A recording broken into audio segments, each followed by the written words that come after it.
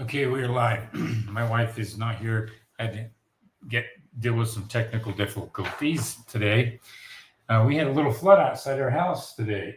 First rainstorm after a fire, and that's always known to have some flooding. So I'm kind of dirty. I had a bunch of mud that came down the mountain, so we had to deal with that. I want to talk about the process here, and I'm going to do it in 10 minutes. And I want to give people a really good overview of the build process in just a short amount of time to really help people understand that. And this is something you can download at howtobuildyourownhome.com. It's just a single page. I have kind of a fetish for single page documents. If something's more than a single page, it probably is a different thing. It's not something simple. I like a single page because I can put it into a clipboard like this. Now I put it on the clipboard, and all my checklists, subcontractor agreements, and everything are on single pages like that, except for something like this. This here's a build flow, and it's multiple pages long, and it's a kind of a quick reference guide. And it's designed to help you understand the entire build flow of a home. And so you can, whether it's stem wall, slab on grade, walkout basement, whatever it may be. So there's three phases here that I want to talk about and share. We're only got a little bit of time today because I've got to be to a meeting at 5:45. There's a meeting down at the firehouse dealing with prevention flood issues in our area that we had a fire in. So you can see there's a wooded forest out there, and it's all burnt down. And so they're worried about flooding with the monsoons coming. So I got to be to that. So we'll end a little bit short today. But anyway, the process, I want to talk about that. And phase one, here's phase one. First steps course. If you haven't taken the first steps course, take that. I'll say no more. It really gives you a 5,000 foot level, helps you understand cost per square foot. It's phenomenal. It's about 11 or 12 modules. You can get through it in about an hour and a half, 2 hours time. And it's really eye-opening. All right. That's the first thing. And that's, of course, module number 3. And decide square footage. After you go through the first step course, you're going to really decide the square footage you want to build. And a lot of owner builders don't begin there. They don't really understand cost per square foot. And that's why module 3 in the first steps course is so important. After that, download the home site selection checklist. It's free. Go to howtobuildyourownhome.com. You'll see the home site selection checklist at the top of the page, plus it's in a couple of spots throughout the website as well. And then secure a geotech report. And you should secure that before you actually make the closing on that property, because you don't know what's underneath. So I strongly recommend getting a geotech report. And then after that, get architectural plans. And then if the land is good and you close on it, then you get some architectural plans with the cost per square foot in mind. And then, of course, you get your structural engineering done. And once you have those three things, the geotech, structural engineering, and your architectural engineering, then you move on to phase 2. So that was phase 1 right there. And that can take 2 months, 3 months, roughly in that time frame. You can move faster if you make decisions quicker, especially if you hire the right people, like the right engineer who can move quick. Phase 2, you start getting bids. You have your structural, your architectural, your geotech, and now you can send it out for septic, excavation, framing labor, windows, the whole works. And that's where you're going to need the self-managed course. And if you haven't purchased that, you're going to be really at a loss, because it has a budget that really lines you out for all of that. And it's in that Excel budget. It's phenomenal. Secure funding with submitted budget. And before you do all that, you can see what you pre-qualified for. Get organized with forms, agreements, files, and more. Set up builder accounts at supply houses after you secure funding. Submit local building permit for a city or county. Now, keep in mind, that can be a headache, or it can be a smooth operator. It depends on the building department you're applying for and how complicated that building department is. Some might throw something at you, say, we want a grading plan, we want a drainage plan, or they might throw something at you that you weren't prepared for. Well, you now just talk with them. Where can I go to get that? Oh, this, you can call this person, that person. Like I just submitted a permit a couple months ago for the local city, and they wanted a blower door test. And I work in a lot of rural areas.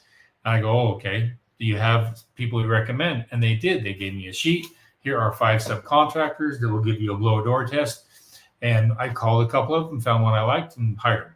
Okay. So again, going to the city or county, your permitting office, and getting that list of all the things they want for a permit, and it's going to really be a stop a headache from happening. Know every inspection that's going to come. Again, ask the permitting office what inspections they require. Get a list of all those so you know which ones you need to hit, and then download the build flow. Right, this here's the build flow, multiple pages from the download section.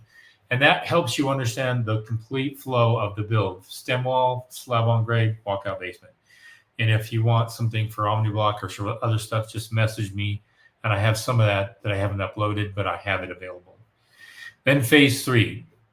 Phase 3 is all the checklists. I have 52 checklists here, and you download all those checklists and you start the construction process following those checklists, utilizing those checklists, printing them up, going to the job site. When you have the framing all done, you print up like 5 or 6 different checklists on framing alone, printing them up so when you go to the job site, you know what to look for and you don't feel like you're not informed. All right. The whole process, that there is really the build process in a nutshell. And I did it in less than 10, just in under 10 minutes. There's a lot of nuances and stuff like that. But I wanted it to help people understand that it's not as of a nightmare as a lot of people make it out to be. I met somebody a couple weeks ago. I did a conference call with him, and he didn't do the first steps course. He didn't do the self-managed course, and he hired a civil engineer to basically get all this packet for him. And then he was asking me, what's this, what's that, what's this, what's that? And I said, you tell me, how far along are you? How much have you really studied? And he hadn't really prepared at all, hadn't taken any coursework that I've offered, didn't really understand the cost per square foot factor, if he's really building that's within his budget. And it was kind of scary. I had to really give him an education a couple of weeks ago. And he realized that he needed to start with the first steps course and really get a real better picture, because he just hired somebody to do all the civil, do all the geotech, do all this. And he had all this huge list of files and he didn't know what they were. And so you should know what they are. If you go through the course, it's going to educate you quite a bit. It's pretty phenomenal. Let's take a couple of questions, and I can come back to that. But again, those 2 files are in the program, the self-managed program at How to Build Your Own Home. And the process is a single page, and it's a real good at a glance picture of all the things you pretty much need. There's some things I don't put in there because some jurisdictions require weird things, but for the most part, it's pretty much there. Let's take a question from Josh. Would you agree that when drywall is done, you are halfway finished building a home as far as cost and time spent? You're more than halfway on cost, but you're not quite halfway as far as construction completion. And I'll tell you why. It depends on how much you got done outside. If you didn't have your utilities done first, and those are going to come later, and they're going to come after drywall, that's going to slow you up considerably, and that's going to be a huge cost as well. It's dependent upon the job you're doing. If it's a tract home, that might be true. If it's not a tract home and you've got 3 acres and you've got massive grading and final grading and a lot of utilities and septic and stuff to install, and you're at drywall and you haven't installed any of that, that's going to slow you up quite a bit. That's why I like to get all that stuff done, all the heavy stuff, all the messy stuff, as soon as I possibly can. So, but it's close. As far as cost is concerned, it's beyond past. You're more than halfway on cost. But as far as the schedule, building a home is a lot like a marathon. The halfway point for a marathon is what, 24 point something miles or 23 something miles. The halfway point for a marathon, and everybody who's ever run a marathon will tell you this, is 22 miles. So if a marathon is what, I can't remember what it is, 24, 25, 26 point something miles, it's that 22 mile mark. It's just 2 miles before the end. That's the halfway point for a marathon. It's almost the same for a home, but not quite. Okay, Timothy, I just bought land that I intend to build a home on. We are going to do most of it, not all of the work ourselves, if not all of the work ourselves. Do you have any advice for us? You need a truck, and excavation is going to be the biggest cost savings on the home, to be honest with you. So that's your biggest savings. I wouldn't try to do the things that it's really not going to be beneficial for you to do, like insulation. Insulation will take you and your wife, let's say, almost a week and a half, 2 weeks to do, whereas a subcontractor could come in and probably punch that out in a day, if not a day and a half.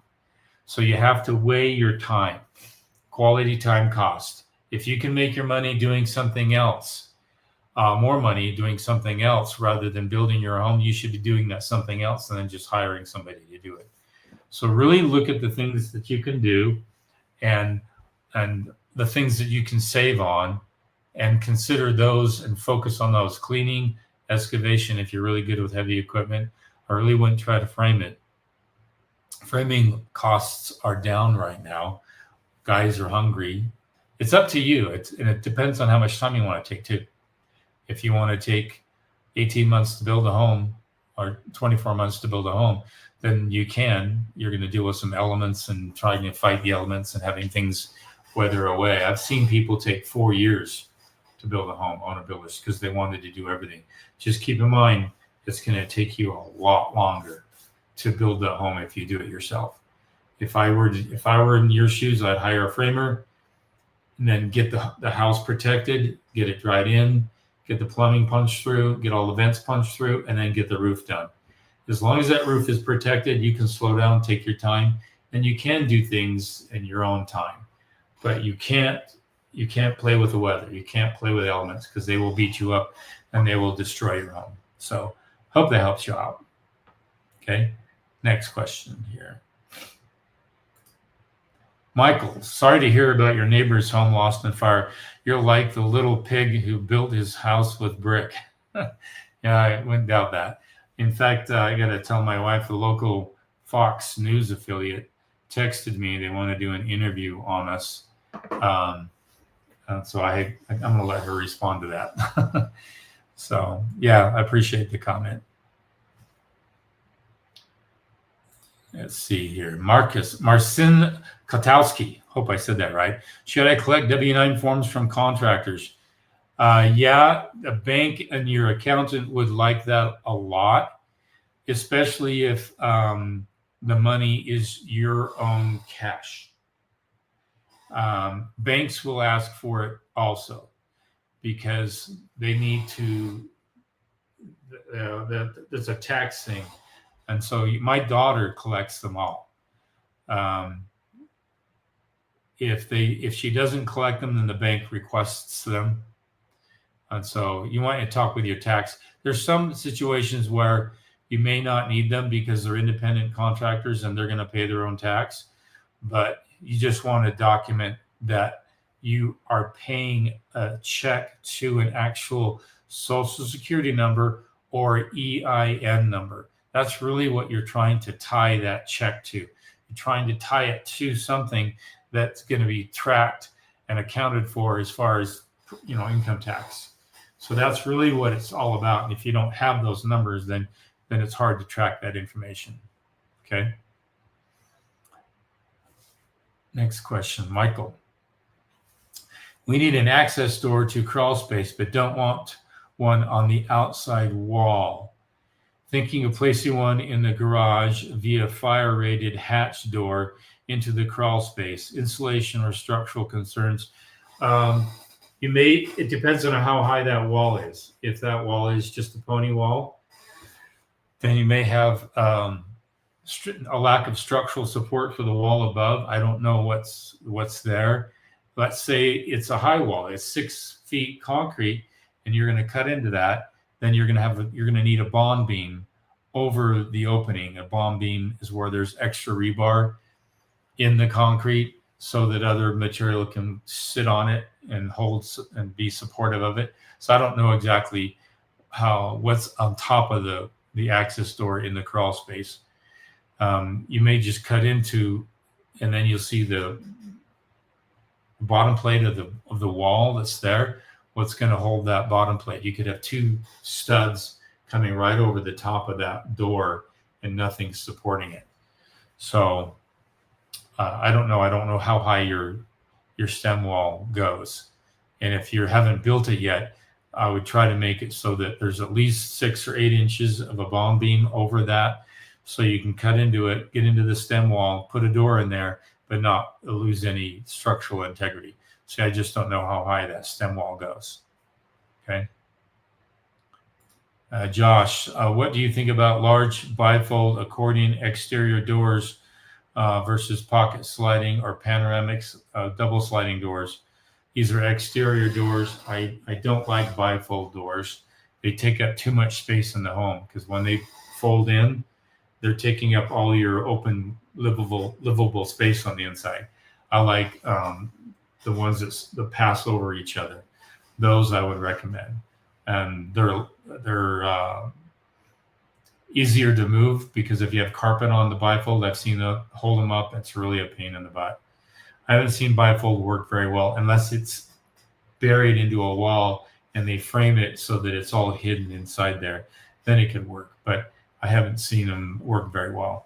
Plus, they're harder to move, in my estimation. So, good question. Third secret, Fatima. We are trying to build our home, are taking your course, but the bids have been outrageous. Any advice? Yeah, are you getting 2 and 3 bids on jobs? Are you asking for bids with an email that says Fatima Builders at gmail.com? Are you giving off the impression that you're owner builders? If you are, they will mark up the price. Just call yourself a builder, create a Facebook page, say Fatima Builders wherever you are, and just carry yourself as you are a builder. Never tell them that you're owner builders, and never tell them that you're the owner of the build either. Just tell them you're builders. You just moved here from out west, and you're realtors, and you do a lot of real estate investing, and you do a lot of builds in a year, and you turn them into rentals or something. Just make up something, but tell them you're a builder. Never tell them you're an owner builder, and see how the bids come in. Okay. Brian, have you ever had to adjust the design to better accommodate a floor cleaning robot? No, I have not. That's a really good question. I would try to make sure I have no steps, that there would be 0 threshold, and it'd be all a solid level. And then I would think about the flooring that I'm putting down. Like in this house, I have wood and tile, but there's no transition. It's a smooth transition. So the robot could literally go inside the shower and vacuum it up and get out and not get stuck. So you want to think about your flooring transitions, and that's the hardest thing with those. You're going from tile to wood from laminate to a Berber carpet, whatever it may be. That's the hard part. And so that's what I would focus on. That's a good question, though. Michael, previous question, stem wall is OmniBlock 56 inches. 56 inches. Let me get a tape measure.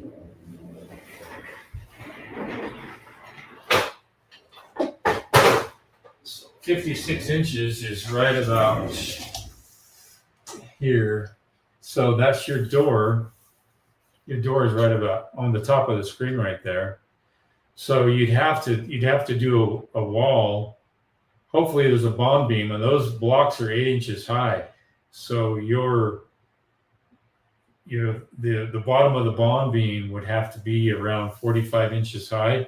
And if you're okay with the door, that's just 45 inches high, or even less than that. You can make it work. The only trick is that you take some 2x8 material or 2x6 material, and you buck the door, and you don't put omni block in that area. And then on the top part, you want a bond beam block, not a regular. It's not a regular omni block. It's just a different block. It's open cavity with more concrete. Then you put your rebar in it. You go past the door 2 feet or roughly, and you go past the door 2 feet or roughly. Then you fill it, and it's all those rebar just hanging in there, and it's all sitting on top of the 2x6 material because it's bucking the door. You framed out the door, and then you fill it all with concrete. Let it cure, and then you can pull the buck material, the 2x6 or 2x8 material out, and now you've got a bond beam. But you'll want to get an engineer to make sure they engineered that right. Denny Omniblock, he can tell you really how much you need, how many sticks of rebar you need. And then now that can be a supporting structure for whatever you put on top of it. But your door is not going to be very high, depending upon how high you need to have that bond beam on there. Probably maybe a 35 or 3 foot door, just enough to get in there. And 3 feet's really standard for a crawl space anyway. It gives you the ability to sit inside a crawl space and do some mechanical without having to duck like that. So it's pretty standard. So check with your engineer and see how much of a bond beam that you need for that. Okay. Honey Caffeine, I haven't seen you in a while, honey. What leader header would be best for 18-foot wide garage door opening in an omni-block garage? That's a really good question. You're probably going to do double or triple LVLs. I don't know if they're 18 inches high or 16 inches high, but your engineer will tell you. And it's all dependent upon what you're putting on top of that. For example, I did that exact thing for a home, and I think I had triple ply LVL material, and I believe it might have been 24 inches high. So I had to cut the omniblock at a certain location and make that just perfectly high enough because I was putting attic trusses on top of all of that. So that header had to support a whole nother floor with joists and everything like that. So I don't know what you're putting on top. If it's just a roof itself, a standard common truss, or whatever it may be, but your engineer should tell you, and it should be on your plans. If you don't have that engineered, you'll want to just call an engineer, get all that cleared away. Okay. That's another really good question. Bradley James, how much could a full basement add to the appraisal value? I originally was planning to not finish the basement and had an appraisal of $750,000 with an unfinished full basement. I'm wondering how much will basement add to the appraisal? I think a basement's appraise a little bit less than the main. I don't know the actual amount. I don't know if it's 75% of what a home is, typical square footage, but basements appraise a little differently than your main floor, but I don't know what that is. I would talk with an appraiser and ask them, and they should be able to tell you what that would be. But the actual finish cost to finish a basement is not that much, to be honest with you. It's the concrete and the excavation. That's where all the big money is to create a basement. Okay, Bradley. More finishing the basement could add to my appraisal. Yeah, it will add to it, but I don't know how much. I would talk to an appraiser about that, and then talk to a realtor, and you can actually ask for a CMA, a comparable market analysis, and they can give you some feedback on that one. Okay, Josh, what are the minimum requirements to get a CO and move in? No flooring and 2 floors upstairs. Okay. Some bathrooms unfinished. If anything's upstairs, it's not finished. You need to put a fire door on it, especially in your area, and you'll want to find out. I just got a CO inspection report from a job up in that area, and you'll want to make sure that you get your letter from your health department for your septic. If you have a septic, you want to get your insulation certification. You want to get your stucco certification. If you did stucco, all these different certifications, and you can go into the building department and ask them. And I'm the kind of guy that when it goes to CO, I kind of know what I can get away with and what I can't get away with. And so I just wait until I have them inspect it. They give me a list, then I fulfill the list. And if I fulfill the list, I get a CO typically.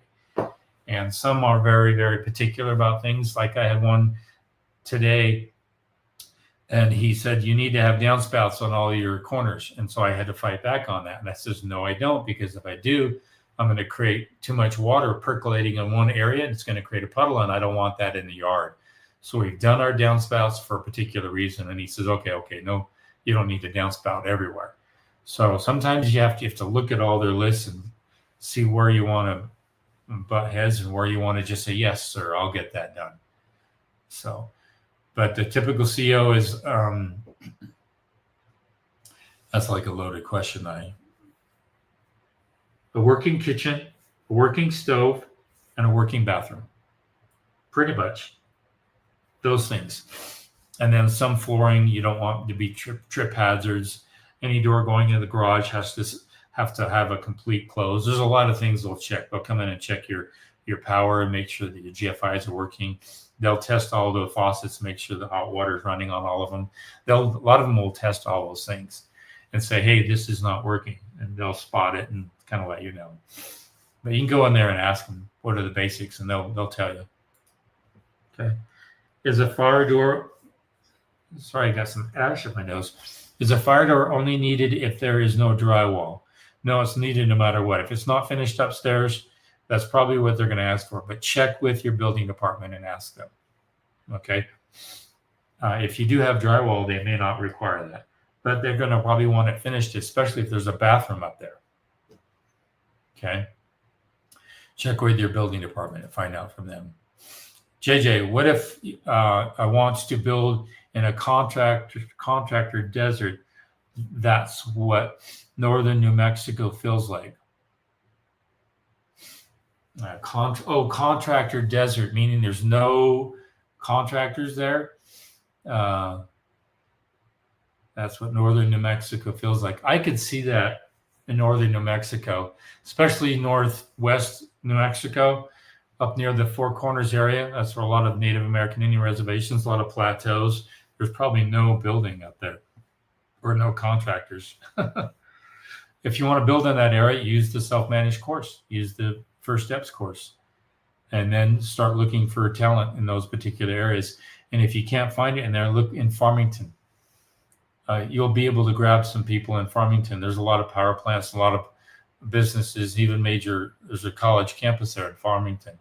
You're probably going to have to pull from there. That's if you're on the west end of northern New Mexico.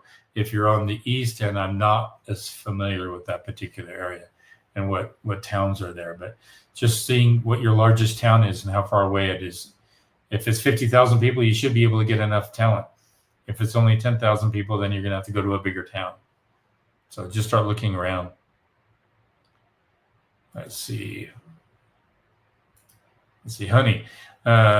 So would it be easier with AB Omniblock garage to have two smaller doors? No,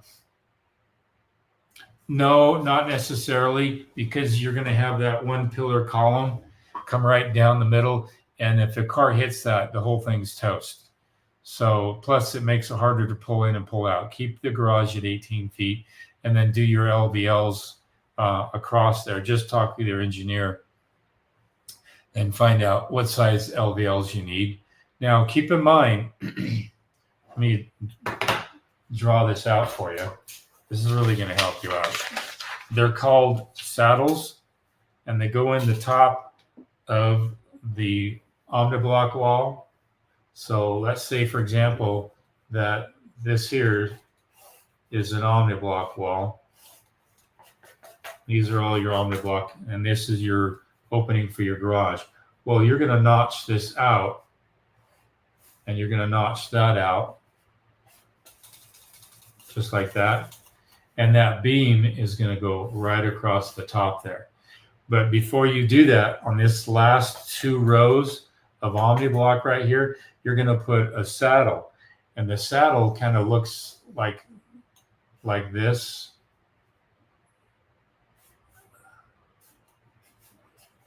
and it's got 2 holes in it.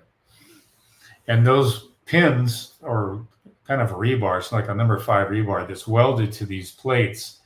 And there's these plates on both sides, and then the LVL sits between those 2 plates, and the bolts go right through it.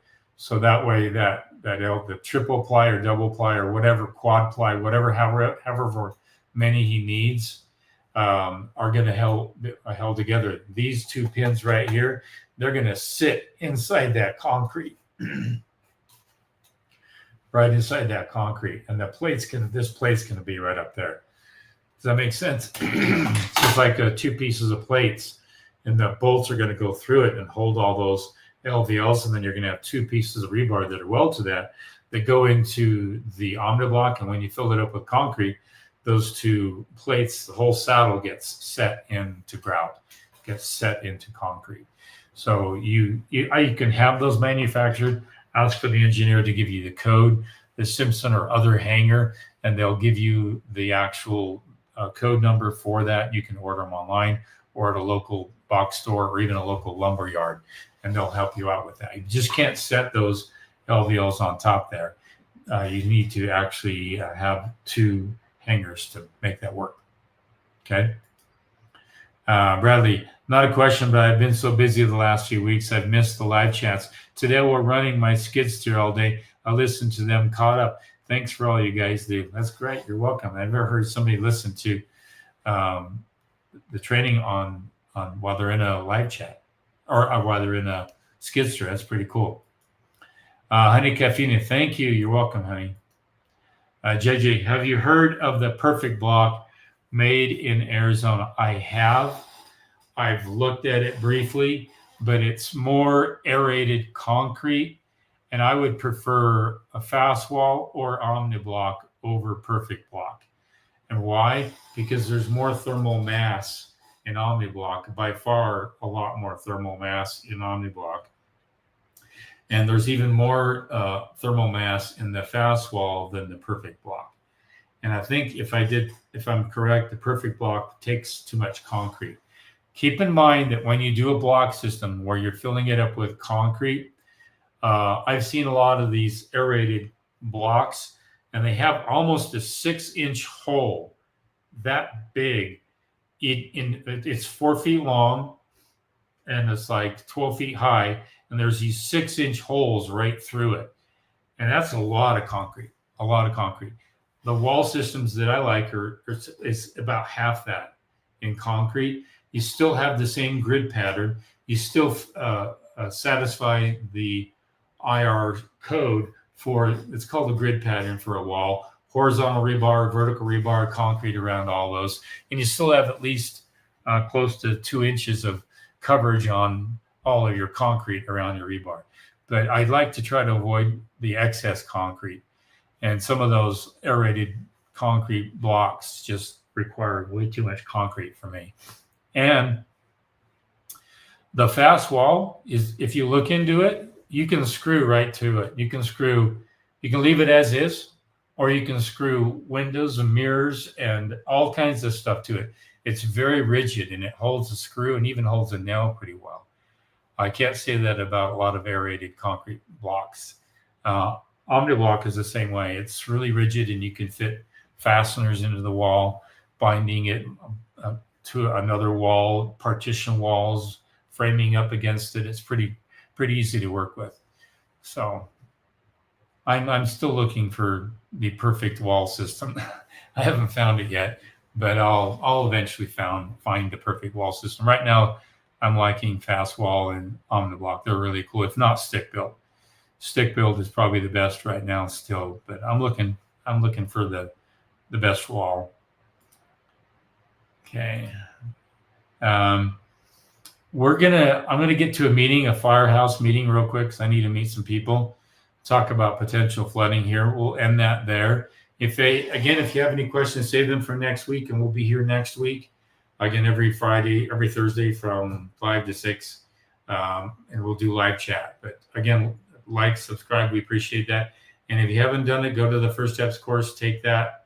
I have had 2 consults with 2 people, and they haven't gone through any of that.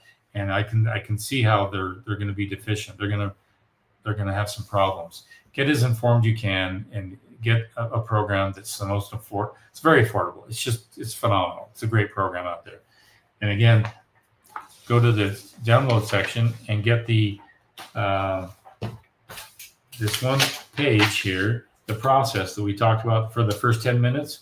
Get that process. That process is really going to give you a big picture. And then the flow schedule is going to be even more detailed. So there's a lot of 5,000 foot level approaches in the program. And then there's a lot of granular stuff. So it's really going to help you out quite a bit. So anyway, thanks guys. We'll see you guys next week. I'm going to get to a meeting real quick and see if we have any flooding issues in our mountains. You guys take care.